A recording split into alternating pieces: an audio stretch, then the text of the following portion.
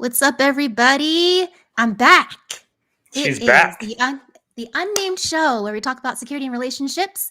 My name's Ashley. I work at Jupiter One, and this is my co-host, Tyler. Yeah, I'm just a lowly co-host. I don't really matter. So, Tyler, how was your New Year's? Did you That's do a anything great special? question. No, I really didn't do a whole hell of a lot. I did get to spend a lot of time with my family, which is pretty awesome. Went on a bit of a shopping spree with my daughter over this past weekend over New Year's. We went to the outlets and spent a lot of money, but saved huge chunks of money. You know how that works. Oh, I can save all Oh, this yes. money. I'll save all Yes, this money, but then you realize you have to spend money to save money. of Um, course. but no, I had a great holiday. How was yours? It was good. It was a whole lot of nothing. I literally just binged a whole bunch of Crunchyroll and Netflix and did a whole bunch of nothing. It was great. Is that a euphemism for anything? You did Crunchyroll and Netflix? Or Crunchyroll is anime. oh So, no. Oh, yeah. I thought you were literally eating sushi and watching Oh, no, no, Netflix. no. I mean, that would be ideal, but no, there's no good sushi places here. So, Come on, none? no, not in Colorado. I mean, Oh, coming I from the Bay guarantee there's going to Area, be somebody in the audience who lights us up in the comments if you'd say there's no good sushi in Colorado, it's in Denver. nowhere close to me. I should rephrase. There is a mountain town called Steamboat Springs that has a wonderful omakase that Ooh, we were not expecting to find. The guy trained in Japan and also in San Francisco and decided to open up a restaurant in this little mountain town called Steamboat Springs. So, oh my. yeah, it's 3 hours away though, so kind of a long drive to So, get so I'm going to sushi. ask you a quick question since we're on the sushi topic because we always go down these random rat holes. Yes. Where and what is the best sushi you've ever had? Honestly, they would be Tox Omakase in Steamboat. Like, that beats, because when I went to LA, you recommended to me Sugarfish. Sugarfish? That's my Yes. number one place on the planet. Sugarfish is amazing, don't get me wrong, but the quality of the fish and the rice and the overall experience was just so much better at this omakase place. So, I call shenanigans. I call complete and total shenanigans. There's no way, you'll no just way have to your come place is visit. better than Sugarfish. For those audience members and listeners who live near LA or have been to LA or going to LA, if you're going to be in Santa Monica, 100% check out Sugarfish. It is the best sushi. Just go in and say, I'll take the omakase, get them to give you stuff because it's well worth the trip. I sent Ashley there. Was it good, Ash? Oh, it was delicious. Great, easy experience. Didn't have to think really at all. And so it was just they serve you and you eat. It's wonderful. It is the right way to do it. You just Yep. sit there and eat. We have some cool stuff to talk about today, including unveiling the name of our podcast today. Which, for all four of our listeners, I think they're going to find that to be an interesting moment. You Uh-huh. excited? Yes, I'm totally excited. Super pumped. I'm All right. excited enough to drink a beer to it. So All right, drum roll, everybody.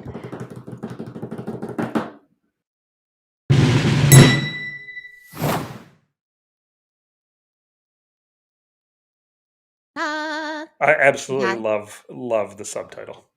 yes. There is much to unpack in There this is much cyber to world that unpack. we live in. So, There is, and the coolest thing about that is it's such a broad, fun topic. We don't have to get into the minutia of like security vulns and flaws, although we can and will do that sometimes. It just gives us the ability to really kind of talk at a high level, talk at a low level, talk about all the fun and cool stuff that cyber is, whatever that means to you. So we're excited to announce the name of our show is Cyber Therapy, and yeah, that's it. I'm excited. woo! Awesome.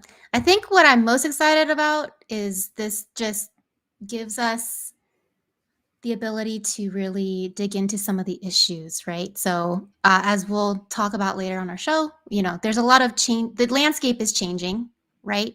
And so, being able to dig into subsets of the problem and hopefully drive our future towards a better, um, more secure future, that is the hope. And so, we can continue to grow and So be better human beings too. I do my best at that. I fail many times, but it's kind of like New Year's resolutions. Do you have any New Year's resolutions that you're trying to achieve this year?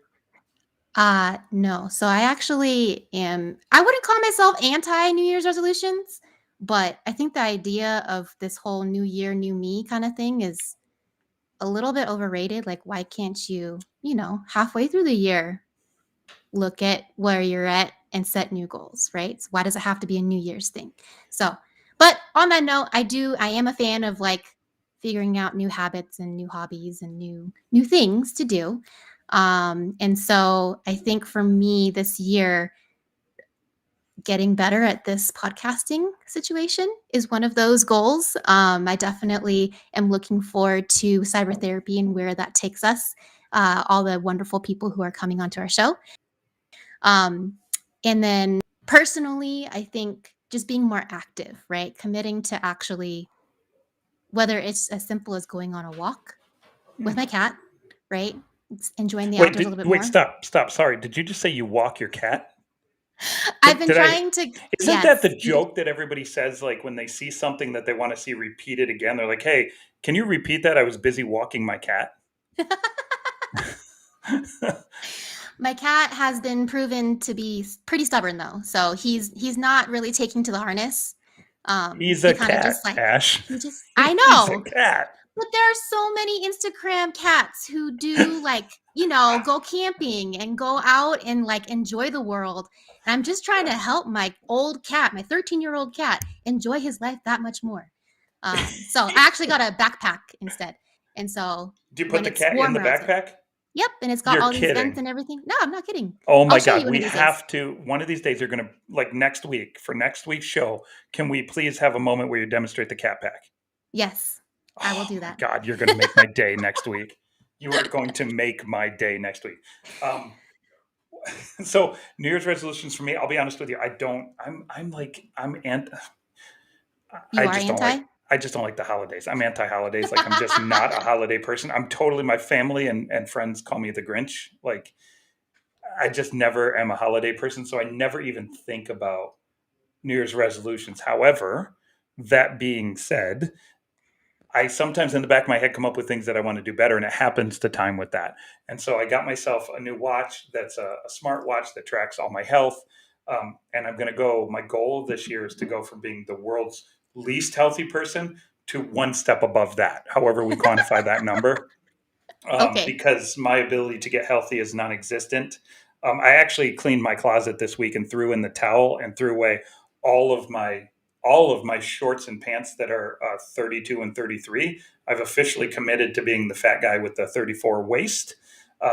So it's time to get at least a little bit more healthy. I've decided that's my my New Year's commitment. Awesome. Well, part of goal setting is making sure it's measurable. So we may need to figure out what that measure is going to be. Okay. So maybe I a can certain measure number of steps everything. every day. Yeah, Awesome. so that's the other story, and I know we have our guest in the green room going, "What the hell? These guys are like yapping forever." But um, I actually once wore a Fitbit years ago when they first came out, and I thought this is the coolest thing ever. I'm going to get all healthy, and the default was it wanted to recommend 15,000 steps a day for me, and so when I was realized that I was hitting like 1,200 a day, that I would never I threw the thing away. I literally was like, "You're dumb," and threw it out. So I've set this thing. It turns out you can set a default. I set it to 5,000, and Yeah, same.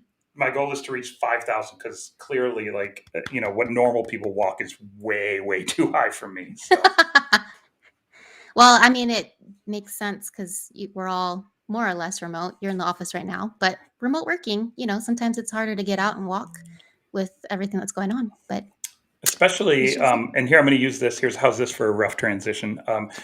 Especially when you live in New York City, where it's Omicron central, and you're locked up, and you're always afraid of being around crowds in a pandemic. It's mhm. much harder to get out. So, what do you say we bring our guest on, who happens to be located currently in his apartment in New York City, and we can Yeah, dig into his walking habits? sounds great. Please Awesome, bring him on. welcome Kelley Mak. Woo! There he is. Hi, Kelley. Oh, Oh, you're I'm muted. you might I be am muted. There you go. muted. I'm getting used to this restream. By the way, I loved your conversation about New Year's resolutions. Tyler, I thought yours was going to be stop drinking and then drink your beer at the same time, right? That would have been a great New Year's resolution. He's trying too hard to be ironic there. Then Yeah, the that's boomer true. that he is. Kelly, tell me what were your thank you, Ash. What were your New Year's resolutions? Kelly, did you have any? Oh man, mine are actually kind of similar to Ashley's in the sense of, for me, it's all about my bettering myself is doing more. Let's say picking up more hobbies, saying yes more. Oh, but you're a VC. You can't just say yes more. That doesn't work. You'd go broke. I know. But have you ever seen the movie Yes Man? It worked out for him It did in a way. So in a long way to get Shonda there. Shonda Rhimes also says that this should be the year of year yes. of yes. too. Yeah, Yes. exactly. So, I'm a fan. Okay. But honestly, I try not to subscribe to New Year's resolutions either. But if there's a day to try or a time to try, at least January around the new is a year. nice time to start. Yeah, it's funny. I took a walk the other day on the first. Actually, I didn't take a walk. I lied. I was driving because I don't walk.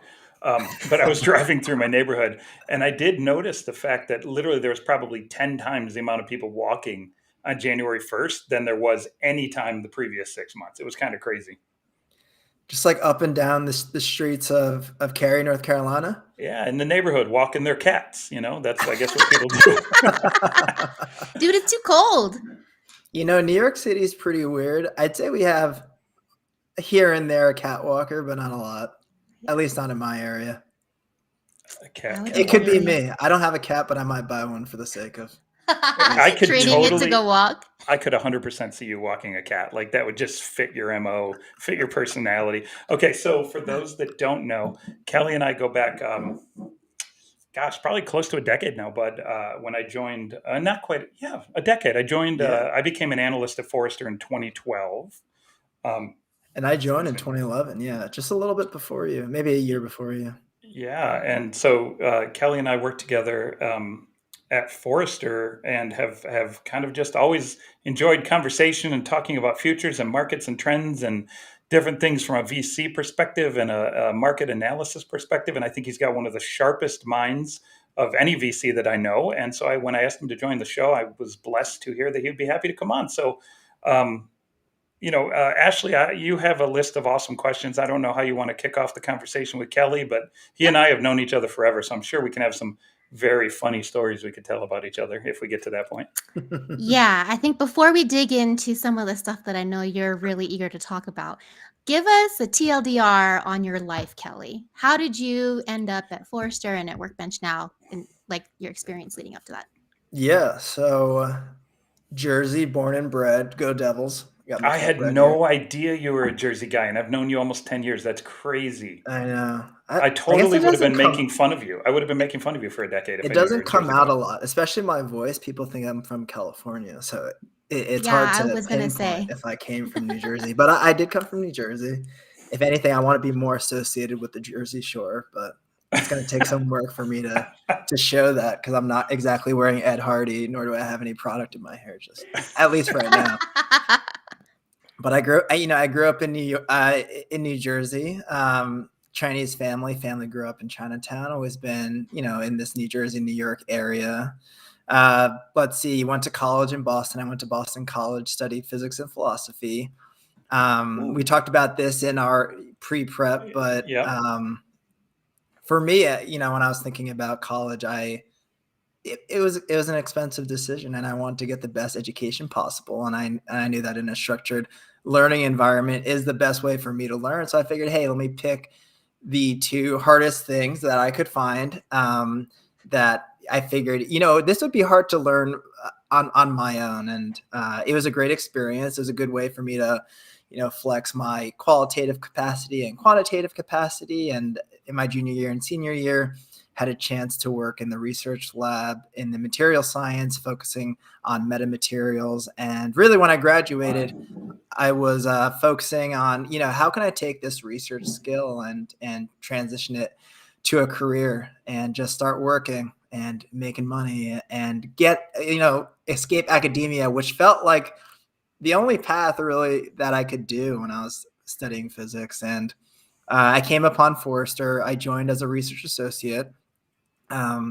At the time, to be completely honest with you, I didn't really know a ton or really anything about enterprise technology. I feel like just being a kid, teen, college student, you just, I don't know, you don't use Oracle. You don't, you're not really, SSOing into anything. if anything, the experience of just being a kid, at least for me, was chatting a lot on AIM, trying to figure out really good away messages so that I could, cryptically tell people like, here's a song how I you're like. feeling. Yes, here's a song I like. Here's my mood.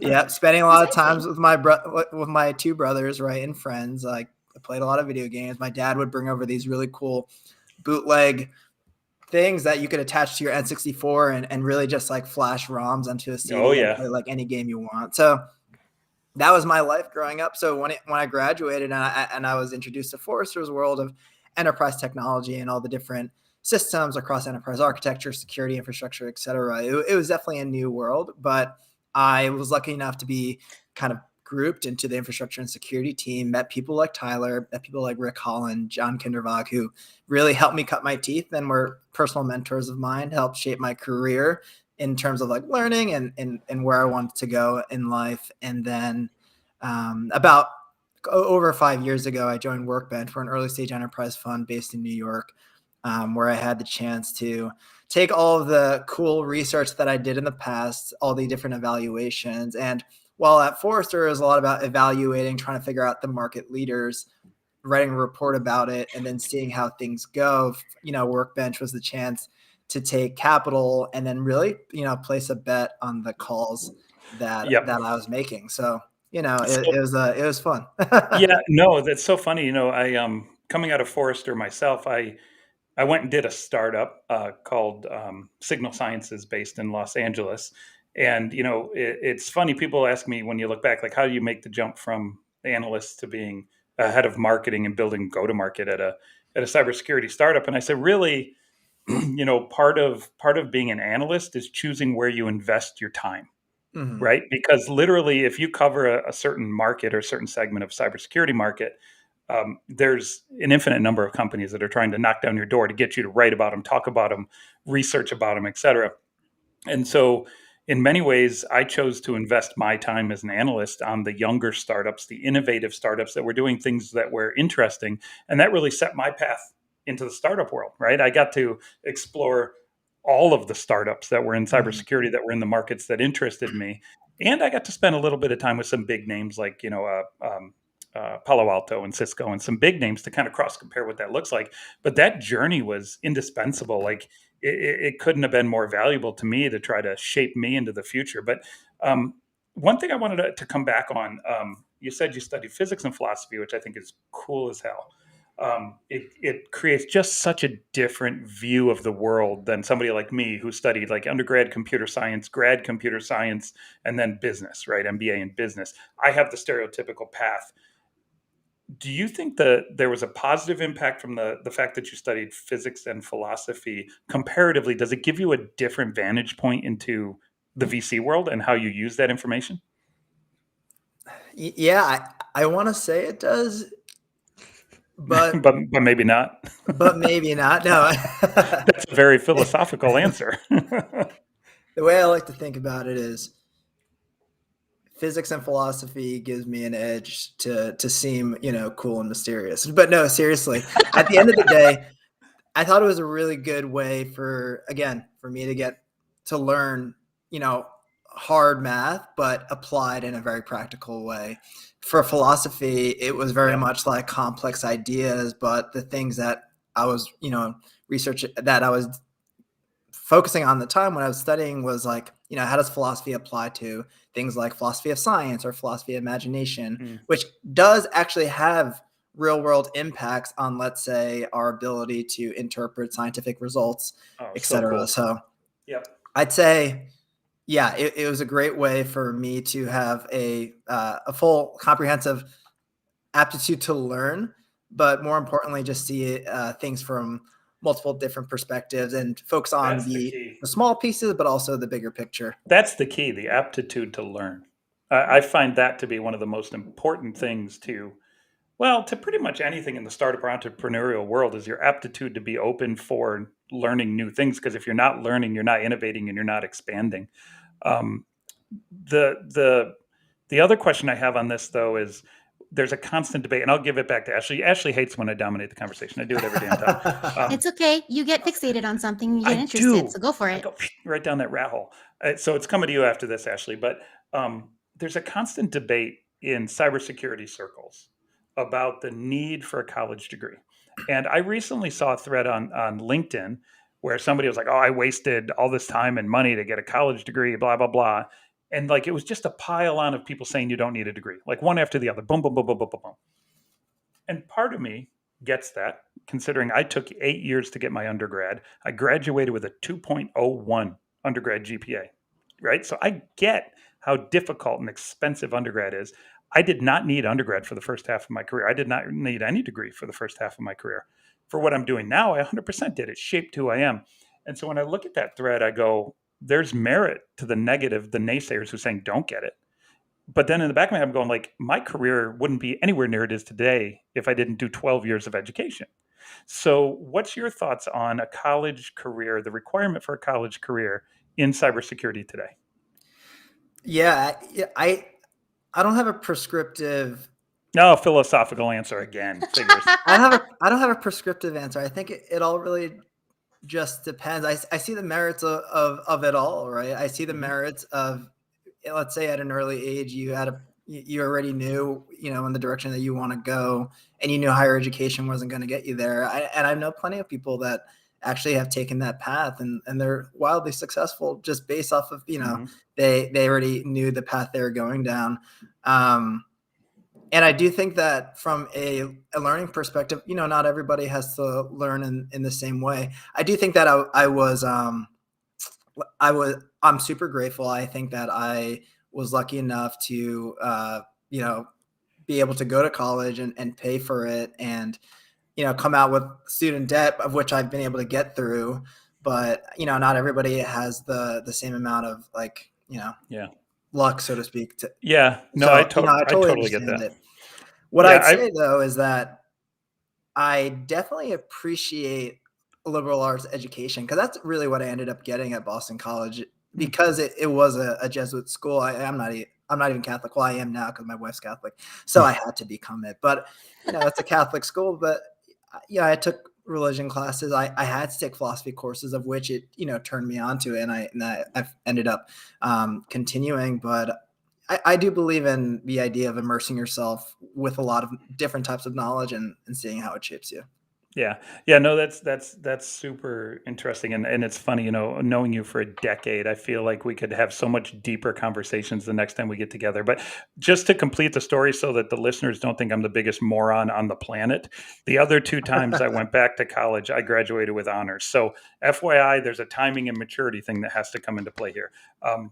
Over to you in the box up above me here on the Brady Bunch screen, Ashley. Do you have any questions you want to pose to Kelley? I actually want to pivot more into your experience when you were at Forrester, right? You were just getting started with research and learning to read the markets and stuff like that. Were there any interesting problems, trends, like that you saw early, you could call it, and like it was there? So that's one. And then the other side is, were there any that you called that totally just were not? We don't. Ashley, we don't bring up the ones that we got wrong. You know that, because nobody remembers them anyways. I want to hear it anyways, though. It's Tyler, part of growing. The golf mindset is to never remember how bad you did the past hole. Exactly. It's just you keep going. channel, for those of you that are golf fans, channel your inner Dustin Johnson, be a moron, and don't remember anything. You'll be fine. You got to keep going. We'll probably get to this at some point, but one of the things I joke to a lot of friends about venture is that, you actually lose a lot more than you win. You're not winning every day. Right. The wins end up being big, but you actually lose a fair amount. So that's one thing that I like to keep in mind. It grounds me, I feel like it grounds me as a VC. I know that there are a lot of VCs that aren't grounded, and I that exists for sure. But yep. I think for me, so when I joined Forrester, I joined in 2011.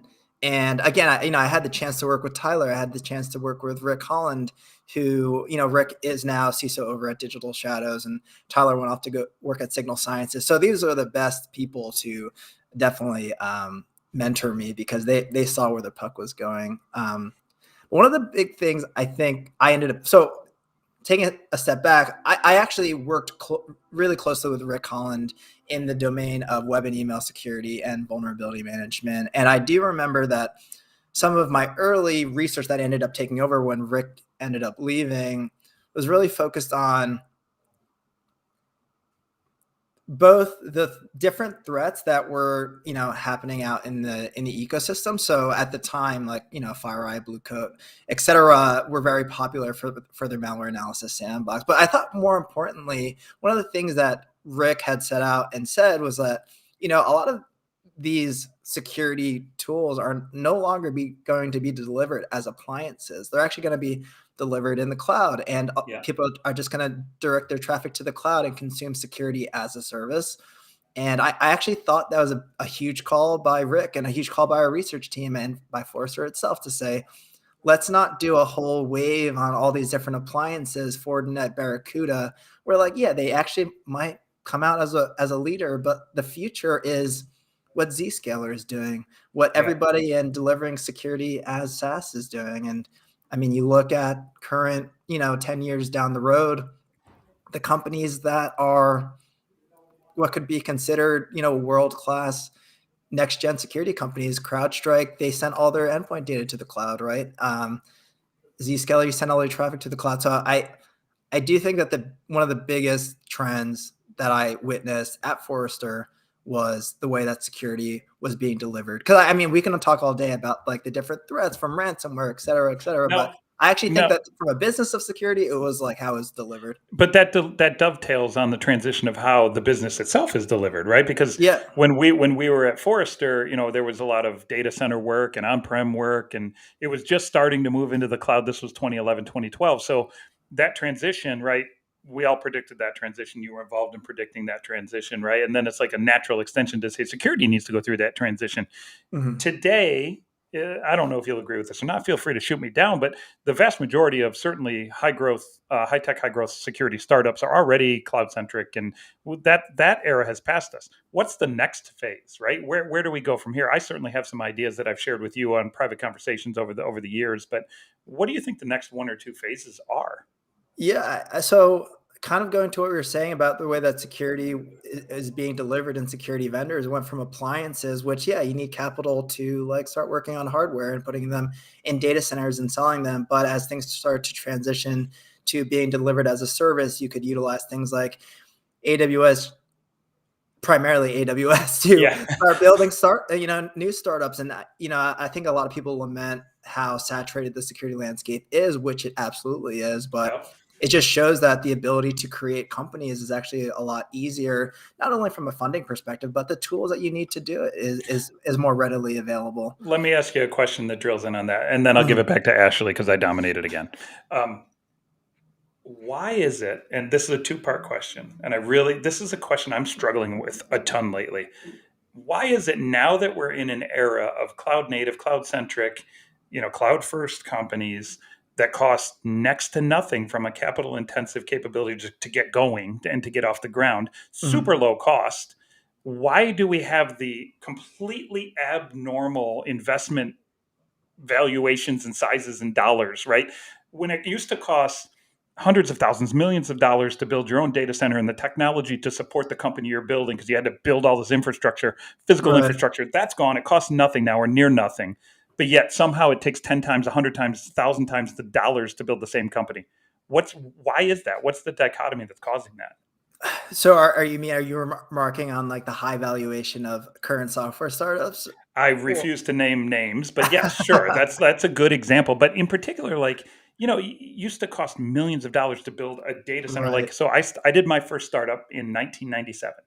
And we had a data center, and I walked in there and I was plugging shit into racks, and I had, racking computers and air conditioning, and there's infrastructure costs there. Nobody does that. Jupiter One is not run. We have no data center. We have a tiny closet that I can fit, it's 2 feet by 2 feet. Why do companies need a seed round of 10 million and an A round of 50 million to do what costs 1/10 of what it did 20 years ago? Any idea? Or is that hey, I don't know? I think that there are a couple of things. One is that there is just a lot more capital to spend. So that's on one hand. There's a lot more capital to spend, and I think we were talking about this earlier, and we might even touch on it. We'll probably touch on it a lot more later. But when you have mega funds with capital looking to go earlier, it doesn't.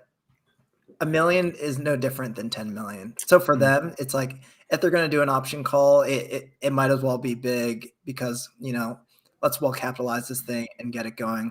But I actually think, and I'm kind of curious your take on this. I have an answer. I'll be happy to give you.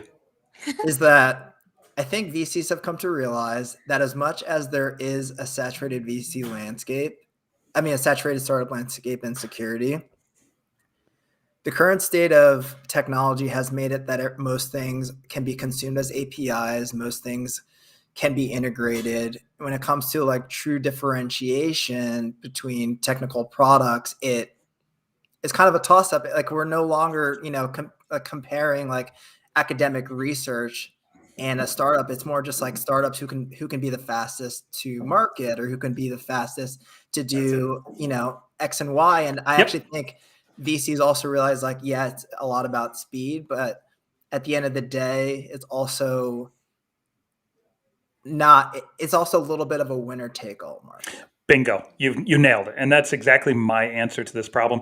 It is a zero-sum game and a winner-take-all type market. Sometimes it's a direct winner-take-all market in the sense of like social networking, right? If we're talking about social networking, once you've built the social network that feeds on itself, nobody else can permeate that. Nobody else can break that. I think that the security market or broader security markets are taking a similar winner-take-all landscape to, hey, if I can get out there, get my brand out there, get my product out there, assuming there is an assumption of good product delivers value, like all of those things still have to be met. You can't put out garbage and expect to win. Then it becomes, okay, building the product actually doesn't cost that much comparatively anymore to what it takes to win in the first to market race, in the brand race, in the cornering what could be the potential market. So for those of you that haven't heard me say this, I believe that all markets go to 3 players. All markets will end up in 3 players, a 60, a 30, and a 10% holder of market share.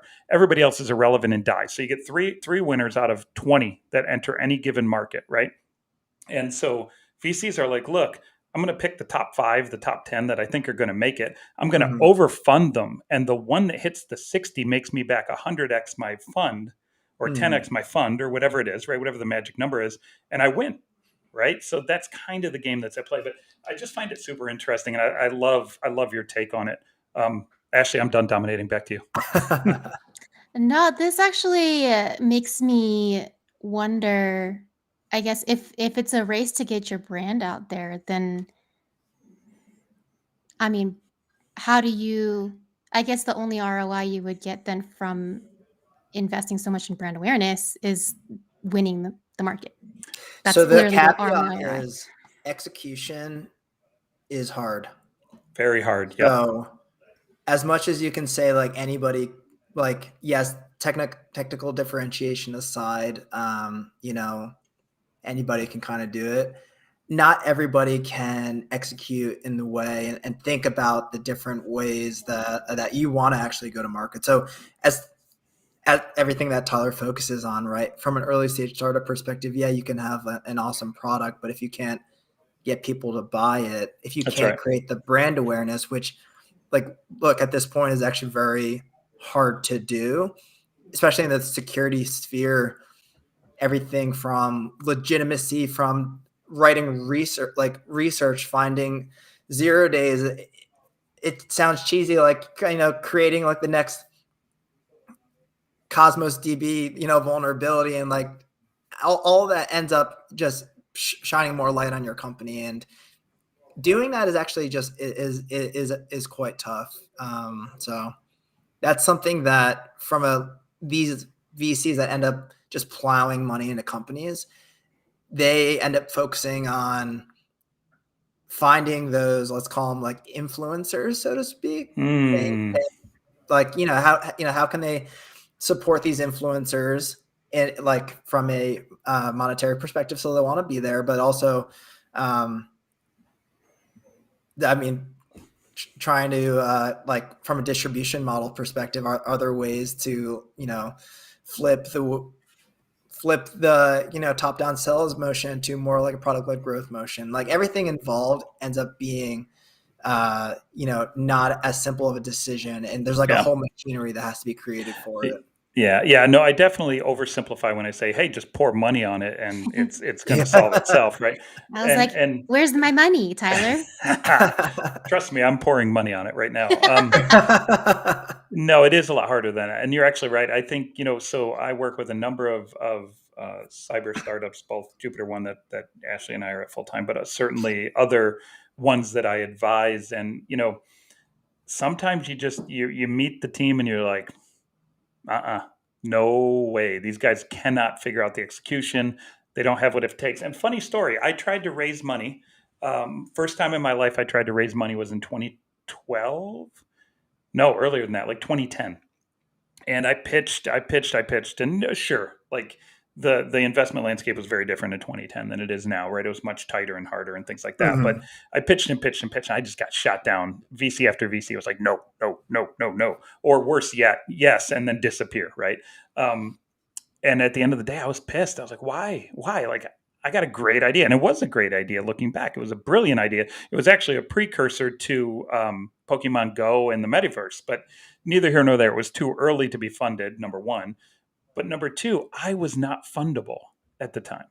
And it took me another 10 years of experience to look back and go, hey, as an investor now, I look back at 10 years ago, me when I was pitching, go, oh my God, I was totally not fundable. I would have never given me money, right? And so what do you mean by that, though, by not fundable? Like I was so green. My execution capabilities were garbage. My understanding of how to build a business was non-existent. I had no true understanding of what it takes to create a company. I had an idea. A lot of it comes down to experience. Yeah. 100%. Yeah. And you've had sometimes you have it and sometimes you don't. So from an investment criteria perspective, the main categories tend to be, team, product, and market. Market are things, Tyler, that we did all the time at Forrester. And obviously we can see like the different tailwinds and where the market is going. From a product perspective, we can dissect it a bit and try to see, all right, here's that piece of the product that could be the wedge to usurp the leader in that category. But then the bigger question ends up being, well, can the team do it? And if you don't have a pedigree, it's hard to say based off of nothing. It's hard to say based off of, whatever you have, like, if you can do it. So that's why, to whatever good or bad, a lot of people will look at, all right, well, where's this person from? Did they work at Netflix, Stripe, Google, right? A lot of times it gives a little bit of a vote of confidence because it assumes some sort of like technical barrier that they had already crossed. And perhaps a lot of times they had already built some sort of technology which is akin to it within their own organizations. And it's all about commercializing that outside of the tech companies. And what's interesting there though, Kelley, what's interesting there though is, and Ashley, I'm sure her eyes will light up when I bring this up, that is a self-fulfilling prophecy against diversity and inclusion, making that a very difficult problem in today's VC world. And I've seen a lot of venture capitalists now, not a lot, but there's a fair number that are raising diversity-centric funds and inclusion-centric funds, which I'm a huge fan of. Like, I totally get it. But now you have to look not necessarily for the pedigree. Hey, did this person come from Netflix or did this person come from, because it's going to be a self-fulfilling prophecy of what you're going to get if that's your evaluation criteria. So I am very excited about some of the new trends in VC that are, inclusion and diversity, and focused on areas that aren't traditional either, like green areas and other things like that. What we haven't spoken about at all is Workbench, where you are an investor. Can you talk a little bit about some of the investments that you guys are doing? I love Workbench. I'm a huge fan of Workbench. Whenever I get into a deal myself, I always try to loop in Kelley and Workbench because I think they're some of the smartest guys.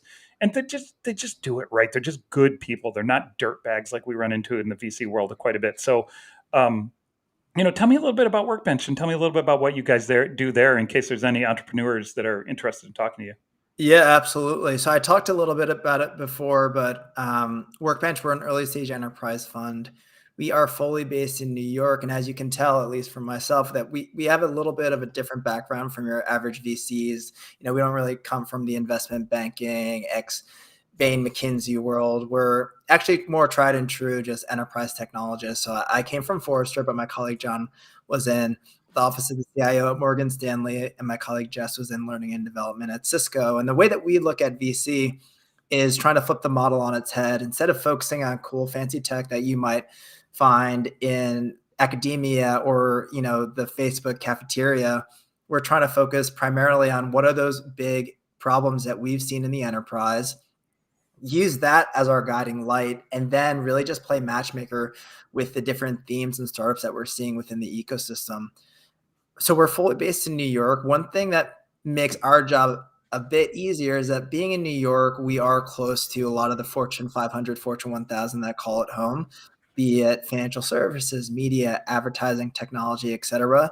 So each of us on the team spend a lot of time within the community to just get a better finger on the pulse of what's going on across CIOs, CTOs, CISOs, but then individual contributors in between, because as you know, from startups and selling, there's an economic buyer, there's a user, there are the influencers, et cetera. And when we invest, we want to make sure that for the companies that we invest with, we can help give them the most guidance on how to actually build a go-to-market sales presence, but then do a little bit of the heavy lifting for them and getting them in touch with the right person, just because time is of the essence and, runway is only so long. So it's all about, helping accelerate that go-to-market motion.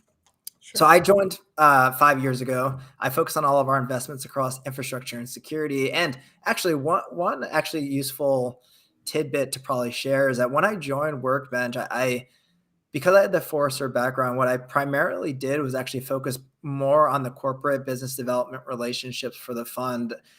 I was the one building the relationships within the banks, building the relationships within these organizations, because I had that, what we like to call internally, Forrester cheese, to talk about digital transformation and all of the ways that technology can innovate your company. And I talked to, the innovation teams, et cetera. But yeah, obviously I had the experience from the security side. So I ended up focusing on the infrastructure and security. Ashley, don't you dare tell me, I have cheese. Just don't do it. I won't accept it. Tyler has cheese for sure. I mean, I got it from him. I got it from you, Dad. I learned it from you. But so I focus on our security investments. We currently just raised a $100 million fund. We announced it over the summer. It's our third fund. Bud. Thank you so much. It's our third fund. We make 5 to 6 investments a year, write checks in between 3 to 4, and typically into rounds of anywhere from $3 to $6 million. We can talk about round nomenclature, but we'll call it seed. Everything is changing nowadays, but I'd say that we fall within the seed investment bucket. And some of the companies that I'm invested in are Advisor Trust and the third-party risk side, Cloud Query and the cloud asset management side.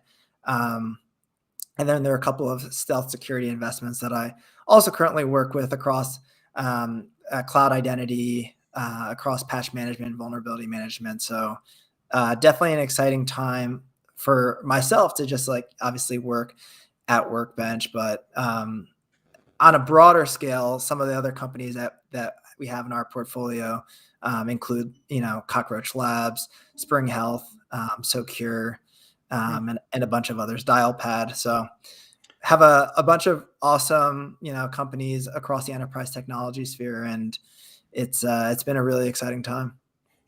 That's absolutely fantastic. I feel like I could drill into this all day long over a 6-pack of KBSs, not just one. So, Ash, where do you want to take this conversation? We got a couple more minutes, not a whole lot of time. Anything else? I mean, we either open the can of worms or we don't open the can of worms. Depends on which can you want to open. Yes. Oh. Okay, I'll ask the question because it goes back to the whole branding thing that you said earlier, right? And influencers, and you were talking about how there were like a lot of brands will try to find influencers in the market and whatnot. Is that a heavy factor that you take into account when you're looking at these different companies and vetting them out?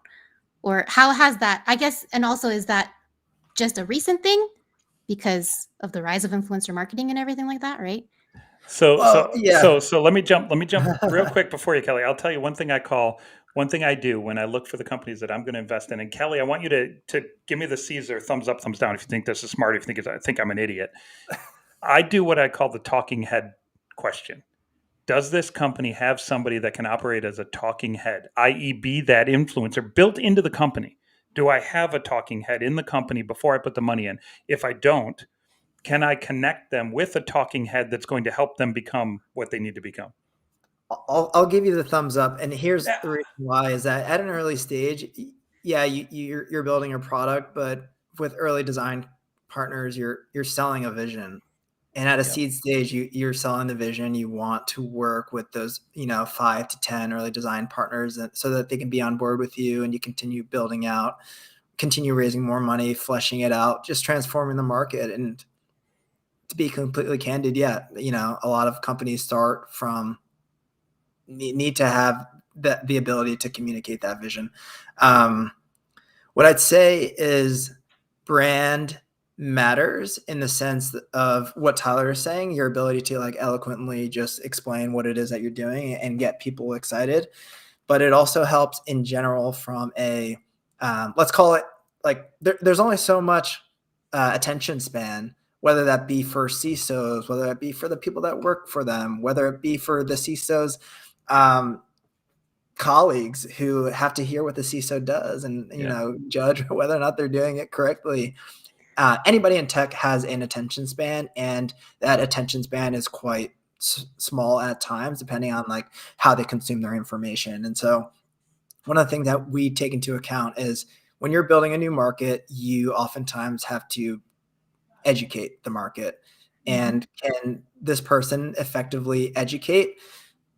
Do they have a good plan on how to do that beyond, I'm going to be at RSA, right? It's like, it's like having the creativity and the forethought to know, there are going to be multiple different ways in which we're going to need to slice this, and being creative is something that we absolutely look out for. I know a lot of people jokingly say, VC has a lot of like hustle culture or hustle porn, but it really does translate to a lot of founders where they need to, like really be bought in and put themselves on the line and think of the different ways in which they can like better sell, market their product.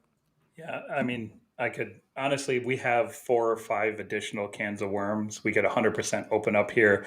And I'm actually thoroughly disappointed we only have an hour-ish for this show because, and I mean this, I don't say this to every guest and every friend, but I consider you a great friend, and you're just the nuggets of wisdom are freaking amazing. But we only have a little bit more time. And I believe my wonderful host here, Miss Ash. Yes.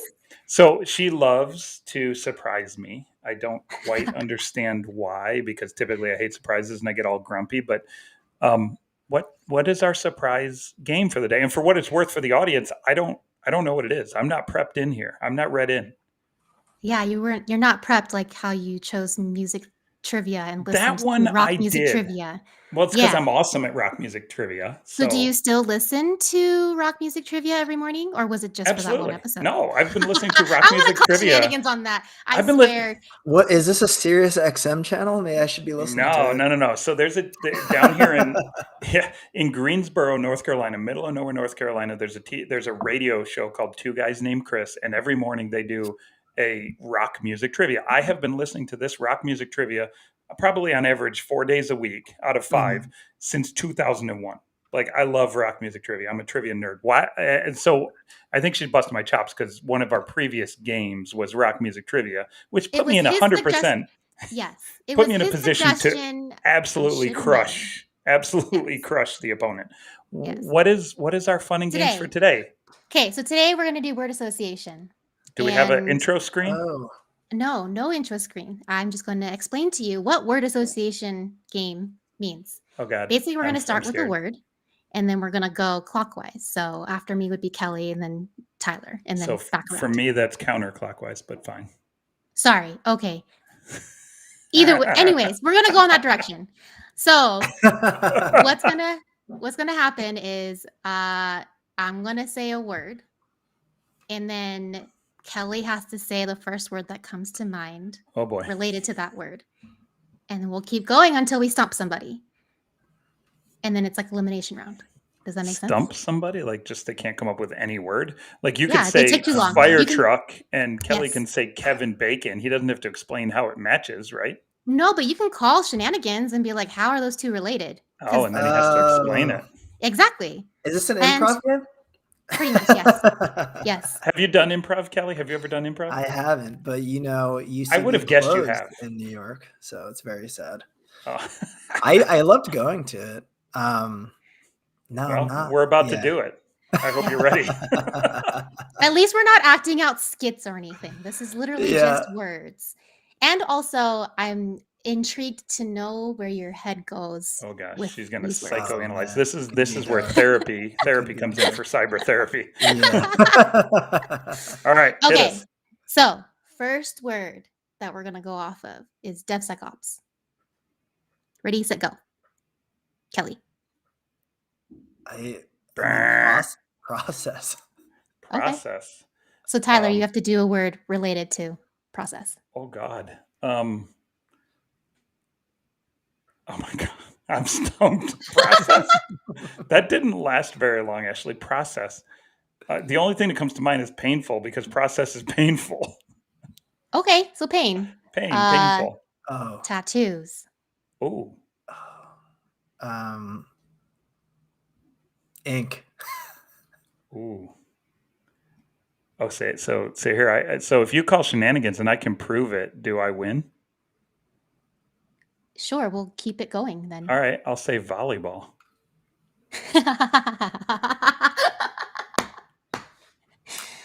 Do you know this story, Kelley? No, we can get to it after. We'll get to it after. Finish the game. Okay.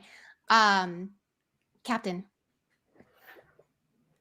That's actually really good too. A ship? We could go on forever. Water. Yeah. So the point of this is to go fast, right? So we are all taking very long right now. We are, yeah. It's supposed to be super quick, but I have to watch. This is live. What if I slip? So for those, I'm going to call it right here. This is broken, but I will tell you, for those that don't know, the reason why Ashley didn't call bullshit on volleyball when we were talking about inks and tattoos is because I have a tattoo and I was the captain of my college volleyball team, and the tattoo is volleyball related. So that's the completion of that story and why she started freaking laughing so hard and why she followed up with captain, which I found to be very, very funny. All right. What is related to volleyball other than the ball and the net? That's pretty much what the tattoo is. Okay. Yeah, it's Jesus, I never ever in a million years thought this would come up on a live stream, but I can't really show it to you because of the location either. So we're just going to have to leave it at that, Kelley. Someday when you and I are in Vegas drinking heavily together, I might show you my tattoo. I think it should be part of the logo for your podcast. Just like include the image, and then just be like, this is tattooed somewhere on my body. Ashley, I don't think you've ever seen it, right? No, I've definitely never seen it. No. Yeah, I didn't think so, but you know, drinking together or whatever. Maybe you have, maybe you haven't. I don't know. I think You've described it. You have described it. So I have an image of what it could be. You 100% designed this game to get to my volleyball tattoo discussion. Actually, that was not the intent, but yes. I mean, I guess this is a win in my book. So I have an idea for your next game on your next podcast or on your next live stream is that maybe Tyler doesn't have to do this, but Ashley and the next guest should take their best guess at what this tattoo looks like. Draw it. And then oh my gosh, yes. and then compare it to the real thing. I think that's a great idea. Yeah. 100%. Oh my God, that is so awful and so funny at the same time. I'm in. Okay. I don't think we should continue this game. Okay. That's okay. Technically, word association is supposed to go a lot faster. So you want to try one more, or should we just call it? No, it's okay. We're good. I'm good with closing on this story of your tattoo. I think that's a great way to end our episode. I cannot believe you freaking brought that up. That's so wrong. So wrong.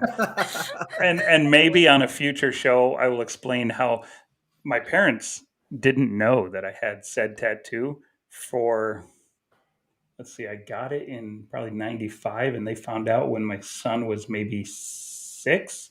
Wow. So 15 years. Wow. 15 years. And the story about how they found out is very, very funny. Very funny. But we will leave that for a different that's a different lay on the couch therapy session right there.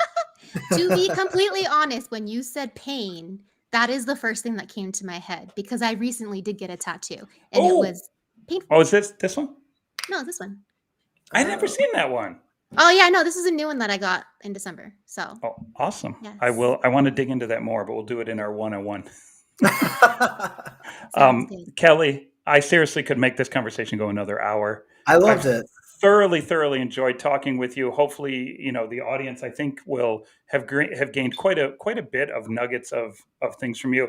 And honestly, when we have our conversations, when we do get our chance to chat one-on-one, I learned so damn much from you. I sincerely appreciate your friendship, brother, and thank you for coming on our show. For sure. Thank you so much for the invitation. This is an awesome show. So great to speak with both of you. Thank you, Kelley. All right, Ashley, kick his ass to the green room. Bye, Kelley.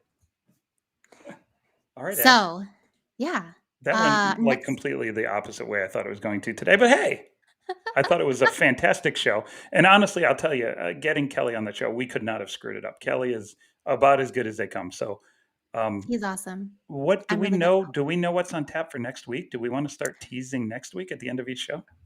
So I actually wanted to unveil that we will be the first and third Tuesdays of every month at 5 p.m. Eastern. That's going to be our regular cadence. First and third Tuesday. Yes. And so our next one is going to be in 2 weeks. And we are going to have Caroline Wong on our show. So I am super stoked. Don't know, Caroline Wong is from Cobalt. Yes. She is absolutely amazing. Super smart, technical, super smart, with wonderful empathy, wonderful person. I cannot wait to get her on the show and hear more about her background and her story. Yep. Ashley, thank you. Thank you for a good week. Yeah, thank you. So we'll see everybody in 2 weeks. Bye, everybody. Thank you.